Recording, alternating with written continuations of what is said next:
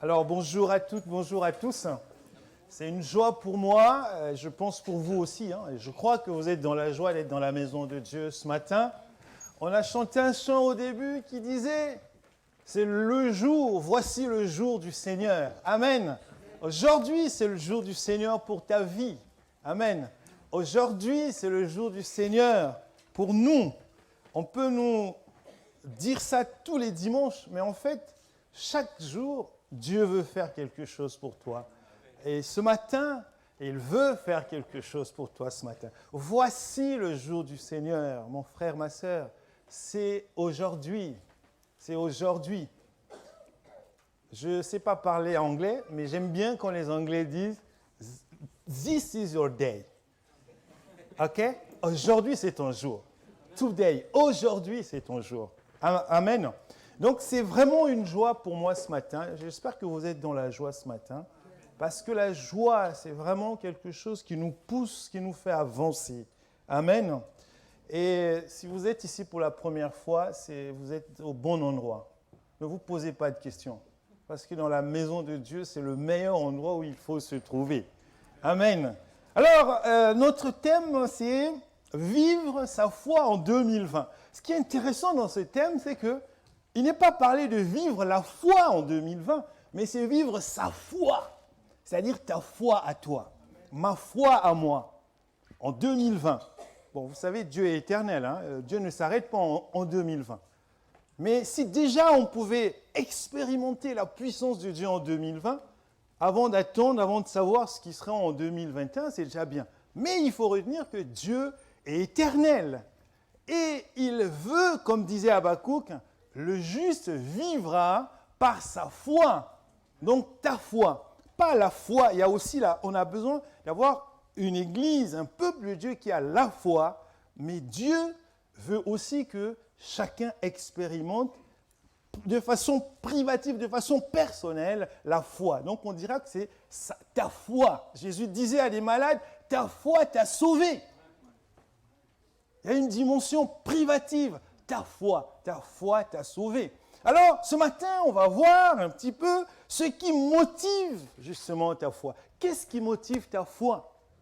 Qu'est-ce qui motive ma foi? Ce matin, est-ce qu'on peut être à mesure de répondre à cette question? Oui, on est des enfants de Dieu. Le Saint-Esprit nous éclaire et il nous donnera forcément la réponse. Qu'est-ce qui motive ta foi, mon frère, ma sœur? Amen.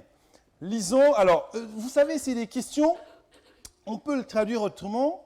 Pourquoi nous cherchons à vivre une vie de foi?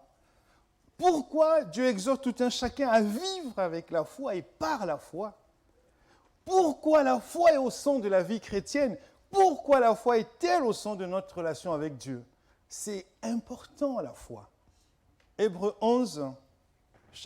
donc chapitre 11, versets 39 à 40. Donc, Hébreux 11, c'est un classique en quelque sorte, si je puis dire. C'est dans ce chapitre qu'on parle des héros de la foi. Les héros de la foi, ce sont des personnes qui se sont illustrées dans le passé par une attitude de foi, par un comportement, par des actions où ils mettaient la foi en action. Et cela nous sert de témoignage. Verset 39, tous ceux-là à la foi desquels il a été rendu témoignage n'ont pas obtenu ce qui leur était promis. Quand j'ai lu ça, je me suis dit, bon, il y a quelque chose qui ne va pas là. Qu'est-ce qui se passe? 39, verset 39. Tous ceux-là à la foi desquels il a été rendu témoignage, donc toutes ces personnes, les Moïse, les Abraham, les Noé, n'ont pas obtenu ce qui leur était promis. Waouh, je me suis dit, mais c'est pas possible. Moïse a vécu la traversée de la mer Rouge. Abraham a obéi à l'appel de Dieu, à l'invitation de Dieu, à sacrifier son fils. Et la Bible dit qu'ils n'ont pas obtenu ce qui leur était promis. Dieu ayant vu, verset 40, Dieu ayant vu quelque chose de meilleur pour nous, afin qu'ils ne parviennent pas sans nous à la perfection. Amen. Dieu est bon parce que Dieu ne fait exception de personne. Ils avaient fait des choses extraordinaires. Mais Dieu a dit non, je ne peux pas réserver ça à eux simplement.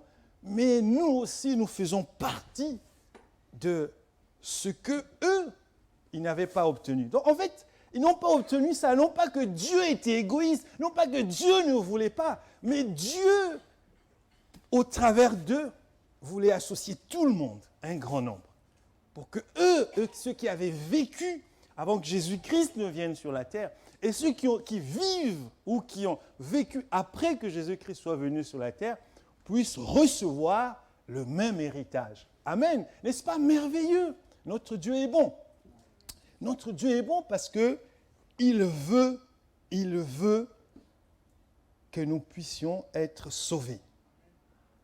Amen. Il veut que nous puissions être sauvés.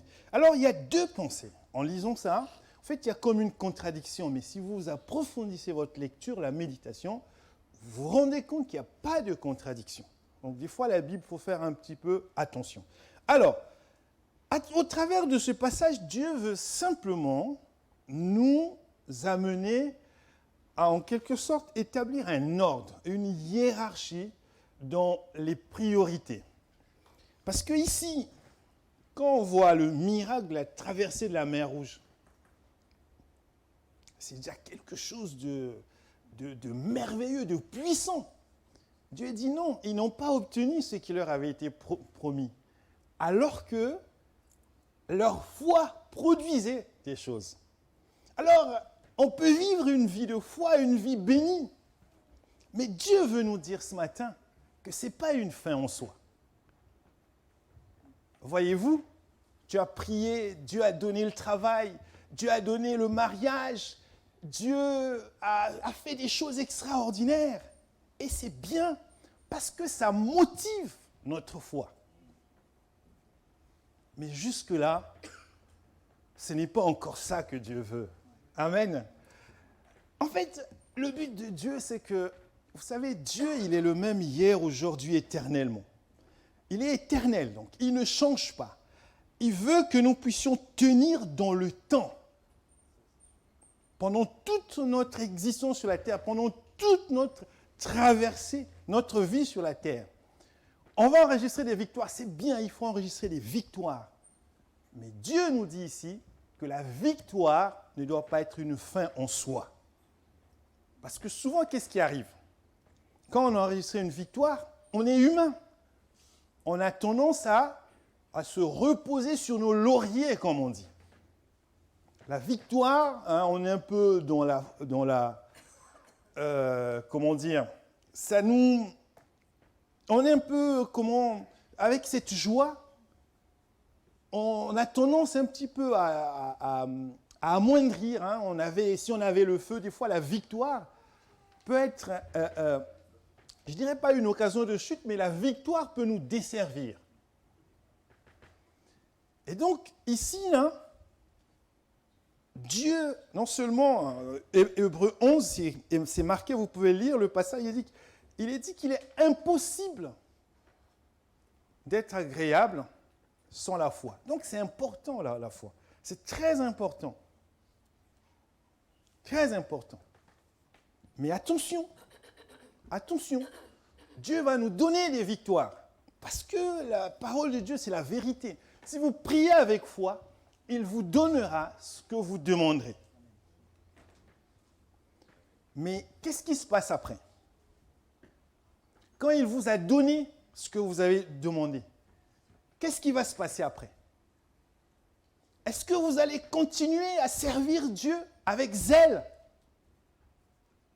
Est-ce que vous allez garder la même motivation? Et c'est là tout le problème. Parce que la volonté de Dieu, c'est que lorsqu'on vient dans sa maison, qu'on y demeure. Comme disait je crois que c'est David qui disait ça, je désire une chose ardemment, je désire habiter dans ta maison, hein, habiter dans ta maison tous les jours de ma vie. Et c'est très très important parce que, vous savez, c'est humain. On a une marche avec Jésus-Christ, avec Dieu, qui oscille, hein, qui fluctue. aujourd'hui, on est au top, si on peut dire. Demain, on est... Mais souvent, les gens qui font vous savez, les courbes ou les statistiques, eux, ils regardent le trend, la tendance. Vous savez, on peut faire comme ça, mais quand on trace une ligne, une tendance, ce qui est intéressant, c'est que ça doit aller crescendo. Hein, cette tendance doit aller crescendo. Et c'est ce que Dieu veut nous dire. Alors, ils avaient la foi, les personnes dont on parle dans le chapitre 11 du livre d'Hébreux. Si vous avez le temps, je vous invite à le lire. Ça va vous aider, ça va vous motiver dans votre foi. Mais vous voyez-vous, la Bible dit dans Apocalypse chapitre 1, verset 8, que Dieu est alpha et oméga. Il est le commencement et il est la fin. Alpha, c'est la première lettre de l'alphabet grec. Donc il a commencé à faire quelque chose avec eux. Il a commencé à le faire. Et on pensait qu'en fait, Dieu avait déjà tout fait avec eux. Parce qu'il a fait des miracles incroyables. Mais non, ce n'était pas fini. C'était la préparation. Tous les miracles dont on parle. Dieu préparait le chemin pour qu'ensuite Jésus-Christ vienne. Parce que la Bible, c'est quoi en fait? La Bible, c'est deux parties. L'Ancien Testament et le Nouveau Testament. L'Ancien Testament nous parle de la préparation de la venue de Jésus-Christ. Amen. Et le Nouveau Testament, justement, nous révèle qui est Jésus-Christ. Alors, on vient dans la maison de Dieu. Il faut avoir des victoires. Nous, on a besoin de ça pour avancer. Mais attention, que les victoires ne soient pas une occasion, ne vous empêche pas de persévérer dans la maison de Dieu, de demeurer dans la maison de Dieu. Parce qu'il arrive des fois que les gens viennent dans la maison de Dieu avec des motivations, on peut comprendre, hein, quelqu'un qui souffre, il vient, il demande la guérison. Il prie, l'Église prie pour lui. Il reçoit la guérison. Et une fois qu'il a reçu la guérison, et comme on est humain, et ça peut arriver à tout le monde, on s'est dit, bon là, je suis bien, je n'ai plus mal, je suis guéri. Et voilà, la personne retourne chez lui, chez elle, et elle arrête en quelque sorte sa relation avec Dieu. Bon, évidemment, nous ici, en tant que peuple de Dieu, en tant que prédicateurs, en tant que frères et sœurs, on ne peut qu'exhorter les gens à persévérer dans la maison de Dieu, même si on a la victoire. Au contraire, en fait, on ne doit pas s'arrêter à la guérison, parce que si Dieu permet la guérison, il peut permettre autre chose. Il est riche. Ça ne doit pas être une fin en soi. Ça doit être une étape. Ça doit être une étape. Et c'est en cela que c'est très, très important. Et donc, il a commencé, Dieu a commencé à faire parce qu'il est alpha. Il a commencé. Et lorsque Dieu commence, il achève. Il est le Dieu du commencement, il est le Dieu de la fin. Dieu est complet. Donc, il a commencé et la perfection dont il est parlé ici, c'est Jésus-Christ. Il fallait que Jésus-Christ vienne et que eux, en fait, le problème, l'avantage, notre avantage, c'est que, ce n'est pas un problème, c'est un avantage, c'est que on est né après que Jésus-Christ ait déjà fait ses miracles sur terre.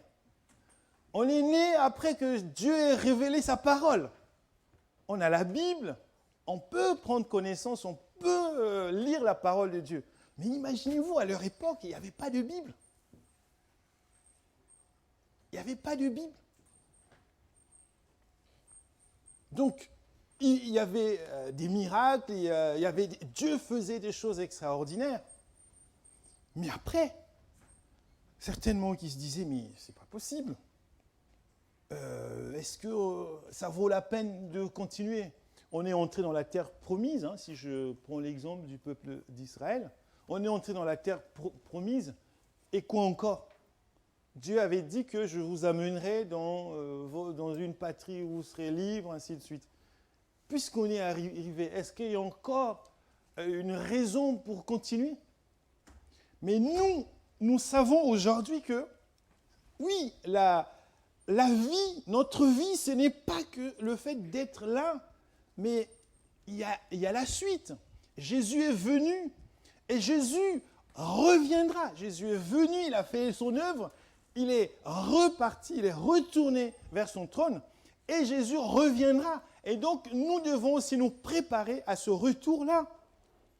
Mais pour que nous puissions faire partie du plan de Dieu, il fallait que les Moïse, les Abraham, les Gédéon puissent accomplir, puissent faire ce que Dieu faisait par leur intermédiaire pour préparer le chemin.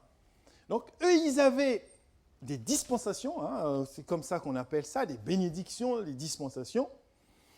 Et cela n'était pas réservé qu'à eux, le peuple élu, hein, le peuple d'Israël.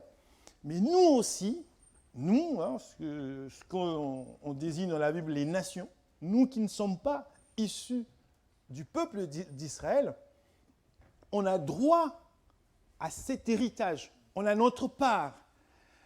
Et cette part, justement, nous l'avons parce que les Moïse, les autres ont expérimenté la puissance de Dieu.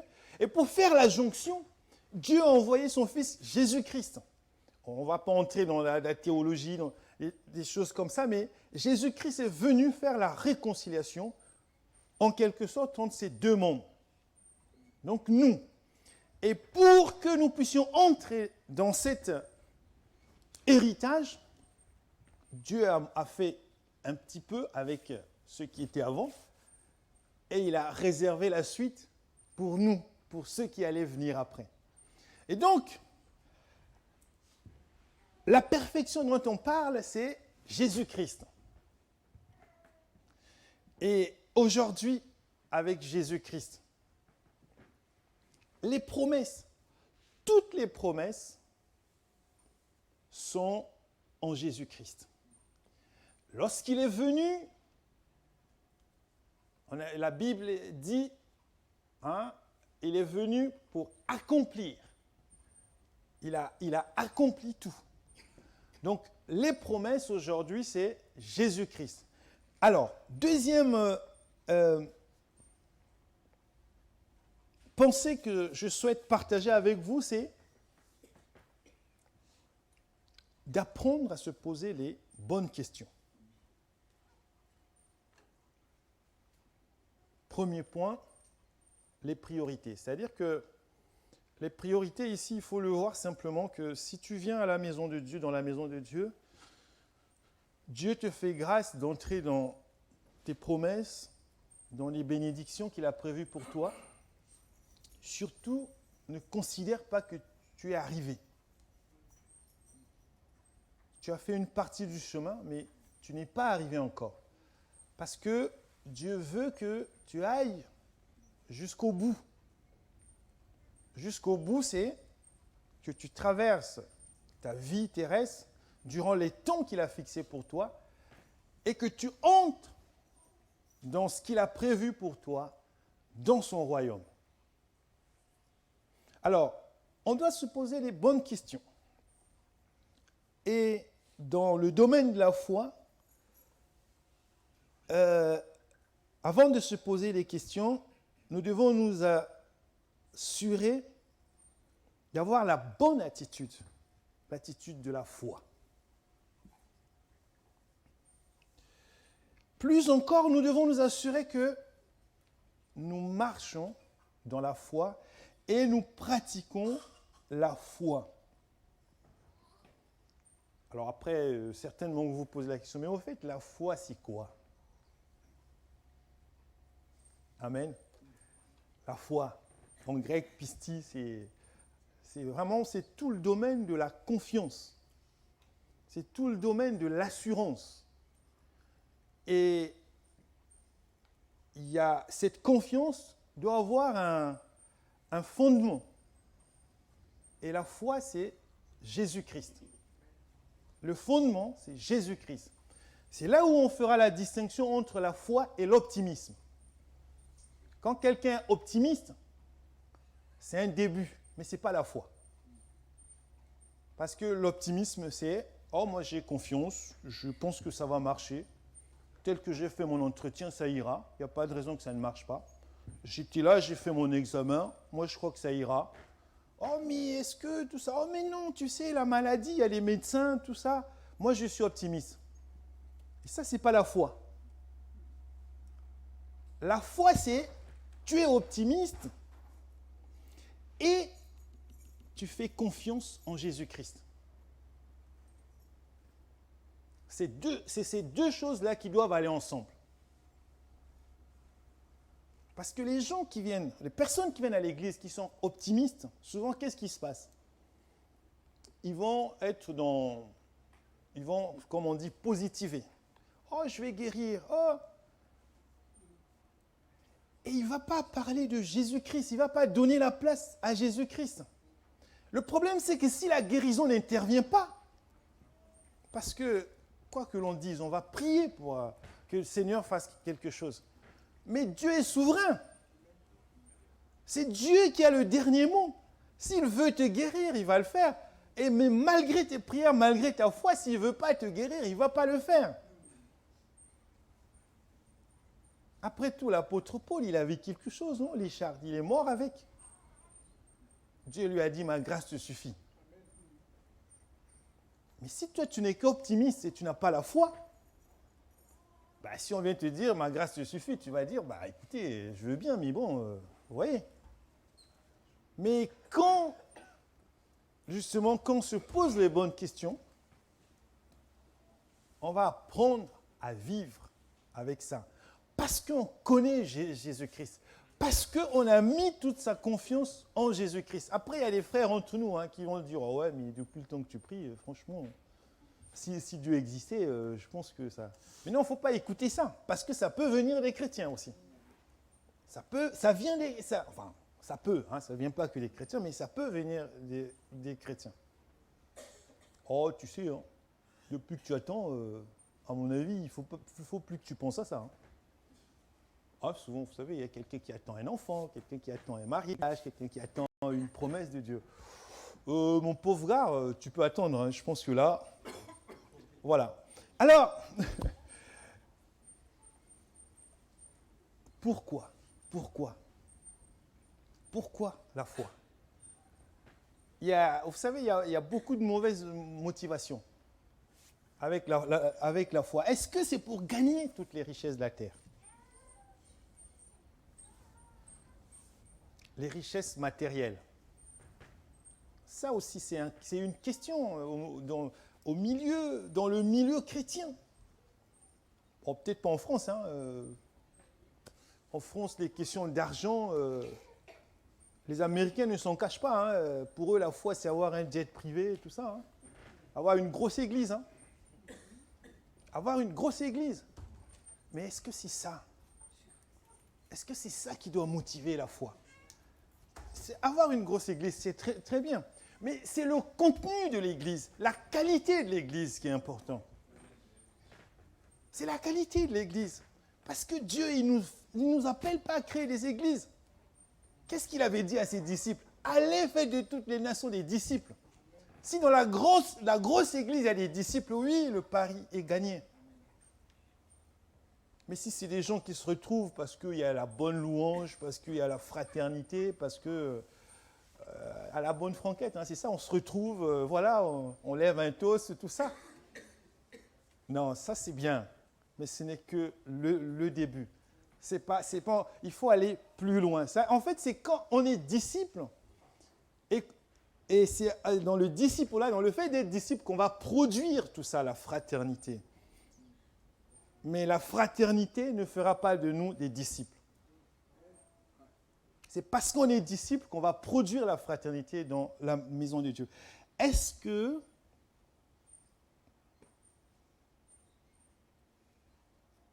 en fait, en fixant Jésus-Christ, en portant toute notre attention sur Jésus-Christ,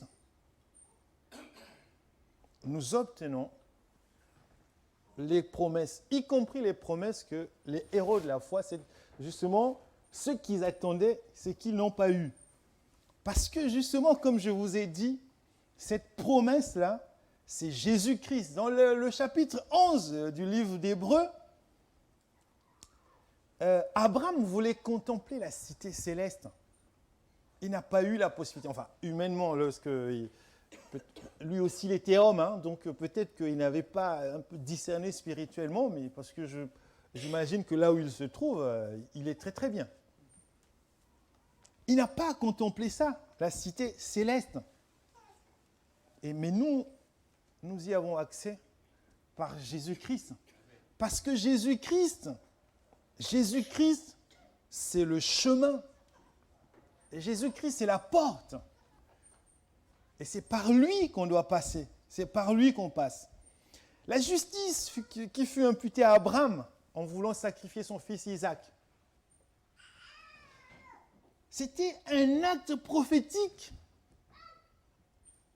qui préfigurait le sacrifice de Jésus-Christ à la croix de Golgotha. Et aujourd'hui, nous sommes justifiés.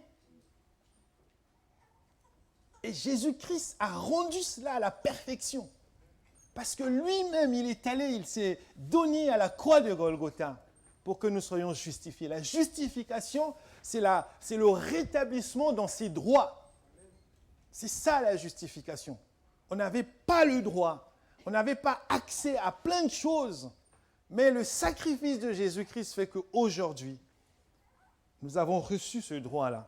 Et c'est par la foi que nous obtenons ces choses. Amen. La foi est...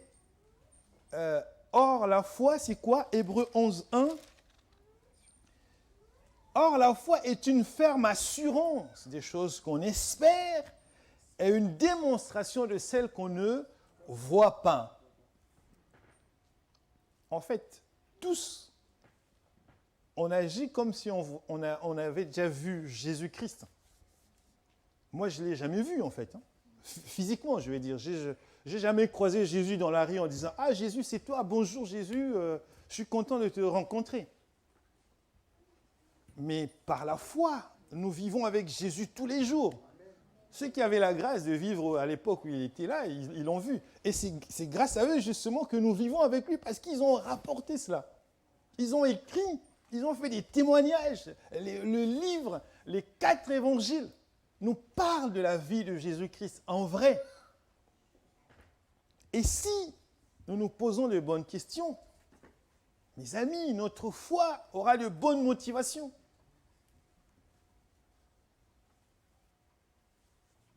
Et grâce ou à cause de ces motivations, nous allons persévérer dans l'œuvre de Dieu. Les épreuves peuvent venir. Nous n'allons pas être découragés.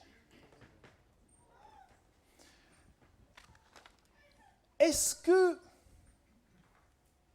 Jésus-Christ est le motif de notre zèle? Est-ce que Jésus-Christ est le motif de notre foi? Est-ce que je viens à l'église par amour pour Dieu? Pourquoi je viens à l'église? Pourquoi nous venons à l'église? Est-ce que nous venons à l'église parce que nous aimons Dieu? Est-ce que c'est par amour pour Dieu que je suis engagé dans l'œuvre de Dieu? Est-ce que c'est pour qu'on me voie? Pour qu'on dise que moi je sers le Seigneur, moi je suis le meilleur?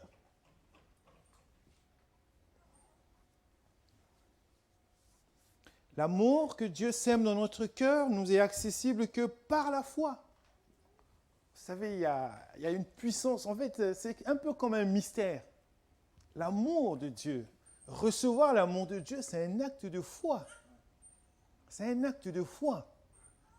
faut demander. Si tu n'as pas l'amour de Dieu, il faut demander l'amour de Dieu. Ça ne vient pas comme par enchantement. Il faut prier, demander l'amour de Dieu. Et l'amour de Dieu, Dieu le sème, il sème l'amour, son amour dans notre cœur. Et l'amour aussi, l'amour c'est vraiment, et c'est dans 1 Corinthiens 13, la fin du chapitre 13, vous savez, l'hymne de l'amour, il est dit qu'il y a 3 choses, l'amour, la foi et l'espérance. Ces 3 choses sont importantes, hein, mais le verset se termine en disant que l'amour est le plus important. Mais les 3 choses, la foi, l'amour et l'espérance, sont très, très importants. Alors, est-ce que j'aime mon prochain de l'amour véritable? Ou je le fais par intérêt? Ou je le fais par affichage? Ah, il faut qu'on voit que j'aime les frères et les sœurs, donc quand j'arrive, « Oh, bonjour mon frère, tu vas bien? Et toi, ça va? Est-ce que tu as passé une bonne semaine ?» C'est une bonne intention. Mais dans le fond, qu'est-ce qu'il y a? Qu'est-ce qu'il y a? Et tout ça, c'est la foi. Il faut avoir la foi, mes amis, pour aimer les frères et les sœurs. C'est important, il faut avoir la foi. Parce que, vous savez, on n'a pas envie d'aller vers tout le monde quand on vient à l'église. Mais on est obligé en tant qu'enfant de Dieu. Et il ne faut pas le faire par obligation, il faut commencer, il faut le faire par joie. Il faut le faire avec joie. Et cette joie-là, elle nous vient de Dieu. Il faut la demander à Dieu. Moi, je suis obligé d'aller vers vous tous, vers tout le monde, vers mes frères et mes sœurs. Mais je ne dois pas le faire par contrainte. Peut-être qu'au début, je le ferai par contrainte, mais je dois demander à Dieu de me donner la joie de le faire. Et il faut avoir la foi pour le faire. Toi, quand tu viens à l'église, pourquoi tu restes dans ton coin alors qu'il y a plein de monde dans la maison de Dieu? Pourquoi on a reçu beaucoup d'enseignements ici sur la communion fraternelle? Vous savez, le chrétien, c'est quelqu'un de spécial. Le chrétien, c'est quelqu'un de spécial. Tu n'es pas n'importe qui. Parce que l'œuvre que Jésus-Christ a faite à la croix de Golgotha, elle est tellement puissante. Et ça fait que, comme tu as fait le choix de suivre Jésus-Christ, de donner ta vie à Jésus-Christ et d'obéir à sa parole, il y a une distinction, forcément. Et tu n'es plus n'importe qui. Tu n'es plus n'importe qui. Le chrétien, celui qui marche par la foi, il ne fait pas il ne choisit pas. Quand il vient dans la maison de Dieu, Jésus-Christ ne choisissait pas. Il ne choisissait pas. Il a accueilli les boiteux, les lépreux, les démoniaques, les gens des impôts, vous savez, ils étaient honnis, c'était des gens infréquentables. Les prostituées. Et on est là, moi je suis prostitué, moi. Je suis prostitué. C'est spirituellement, je vais dire, il ne faut pas le prendre à la lettre. Hein. Amen. Amen. Ça veut dire quoi? Que, tant que j'ai ce corps de chair, la Bible dit que tous sont péchés et sont privés de la gloire de Dieu.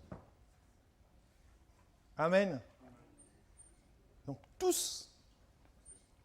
Mais nous marchons par la grâce. Amen. Il y a la grâce de Dieu sur nous. Les héros de la foi, on peut dire, mais ils méritaient quand même d'entrer dans ce qu'ils n'ont pas pu avoir. Mais avec Dieu, ce n'est pas avec le mérite que ça marche. Avec Dieu, c'est la faveur. Alors si la faveur de Dieu est sur toi, et la faveur de Dieu est sur chacun de nous, on va entrer, on va persévérer, on va aller jusqu'au bout. Alors j'espère que ça n'a pas été stratosphérique, ce partage. Le Seigneur m'a mis à cœur de partager, de nous encourager sur la durée ou le fait de tenir dans la maison de Dieu, de tenir dans la présence de Dieu. L'épreuve du temps, c'est important. Il y a des circonstances difficiles, il y a des moments difficiles à vivre. Mais la volonté de Dieu, c'est que nous ne puissions pas nous détourner du chemin qu'il a tracé pour nous. Et chacun de nous a un chemin. Et Dieu nous conduit, Dieu nous tient par la main et il nous conduit chacun dans ce chemin-là. Et c'est la foi, d'abord, qui nous permet de garder le cap, de fixer l'objectif. Et l'objectif, c'est Jésus-Christ. Donc, quand tu marches, si tu as, vous savez, voilà, et c'est comme les gens qui font le marathon, enfin, tous ceux qui font les épreuves sportives, ils disent que eux, ils regardent l'objectif. C'est l'objectif, c'est Jésus-Christ. Jésus-Christ est là avec nous, mais Jésus-Christ est aussi un objectif. Donc, il est là, mais on continue de marcher. On marche, sans perdre de vue cet objectif. Et là, vous verrez, mes bien-aimés, que le Seigneur nous soutiendra toujours à demeurer dans cette marche, dans cette voie. Amen. Alors, je vais vraiment encourager chacun de nous à faire l'expérience de la foi. À faire l'expérience de la foi. Donc, ce que les héros de la foi ont vécu, c'est un peu les œuvres qu'ils produisaient par leur foi. Parce que notre foi doit produire des œuvres aussi. Quand on a la foi, ça doit se concrétiser. Ce n'est pas les œuvres qui sauvent, mais c'est parce qu'on est sauvé que le Seigneur permet que nous puissions produire des œuvres, faire des choses. Mais ça vient de Jésus-Christ. La source, c'est Jésus-Christ. C'est nous qui faisons, mais c'est Jésus-Christ qui provoque cela en nous. Amen. Amen. Soyez souriants, mes bien-aimés, parce que la parole de Dieu, c'est une parole qui délivre. Amen. C'est une parole qui guérit. Et ce matin, Dieu veut te guérir. Ce matin, Dieu veut que... non, si tu n'as pas la foi, c'est important, parce que la foi, c'est aussi un don. Dans les 9 dons de l'Esprit, il y a le don de la foi. C'est aussi un don. On doit avoir la foi parce que le salut, c'est une œuvre, c'est l'œuvre de la foi. Le salut, c'est la foi, que Jésus nous sauve. Mais on continue. La foi, c'est aussi un don et nous devons demander cela parce que c'est très important. Donc, que le Seigneur nous bénisse tous ce matin et Jésus-Christ doit être le motif de notre foi. Amen. Alors, ce matin, j'aimerais faire un appel. Est-ce que tu es fatigué? Est-ce que tu es découragé? Parce que justement, la foi, des fois, ça peut être compliqué. Le diable n'aimerait pas que tu puisses marcher dans la foi, que tu puisses proclamer la foi. Parce que lui, il n'aime pas ça. Mais vous savez, il ne faut pas céder devant le diable, parce qu'on a le Saint-Esprit avec nous.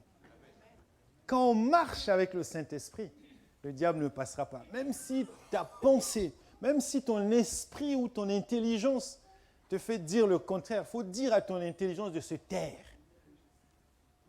C'est ça. Au nom de Jésus, tu dis à ton intelligence de se taire et tu demandes au Saint-Esprit d'agir. Alors, est-ce que quelqu'un souhaite qu'on prie ensemble avec les responsables, on va prier. On va vraiment demander la faveur de Dieu sur toi ce matin. Afin que, justement, il y a peut-être un feu qui s'est éteint, mais notre Dieu n'a pas changé. Amen. Ce matin, le Seigneur veut ranimer cette flamme. Amen. Est-ce que tu souhaites, s'il y a des frères, des sœurs qui souhaitent qu'on puisse prier ensemble ce matin, venez mes bien-aimés. Venez, on va prier. Et on est vraiment dans la dimension de la foi ce matin. Et croyons, gardons cette foi.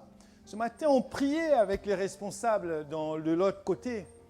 Et j'ai senti qu'il y avait déjà la présence de Dieu qui est descendue. Elle était forte ce matin. Et elle est encore là, je crois. Je crois qu'elle est encore là ce matin. Les responsables, les leaders, vous venez, on va prier pour les frères et sœurs qui sont là. Merci, merci. Alléluia. Vous qui êtes assis, mes bien-aimés, priez dans votre cœur.